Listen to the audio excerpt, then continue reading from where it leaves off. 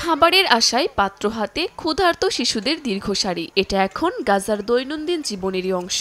জাতিসংঘের খাদ্য ও কৃষি সংস্থা FAO জানায়, গাজা এখন বিশ্বের সবচেয়ে গুরুতর খাদ্য সংকটের মুখে। অঞ্চলটিতে দুর্ভিক্ষ স্তরে থাকা মানুষের সংখ্যা মার্চে ছিল 2,44,000, এখন তা বেড়ে দাঁড়িয়েছে 4,70,000-এ। গাজার প্রায় সমগ্র জনসংখ্যা চরম খাদ্য সংকটে পড়তে যাচ্ছেন চলতি বছরের সেপ্টেম্বরের আগেই, এমনটাই আশঙ্কা করছেন বিশ্লেষকরা। গাজায় মার্চের পর থেকে ত্রাণ, খাবার, জ্বালানি ও ওষুধ প্রবেশ সম্পূর্ণভাবে বন্ধ। শুধু অবরোধ নয়, কৃষি ব্যবস্থার সম্পূর্ণ ধ্বংসই এই সংকটের মূল। অচল হয়ে পড়েছে গাজার 80% কৃষি জমি, যা পুনর্গঠন করতে সময় ও আন্তর্জাতিক বিনিয়োগ জরুরি।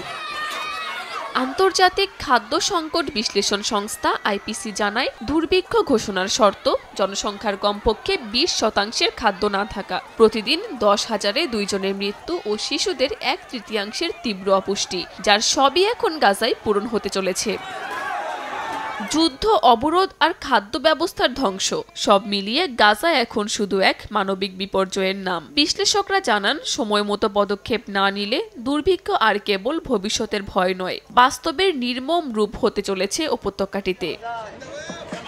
কাকলি আখতার, সময় সংবাদ।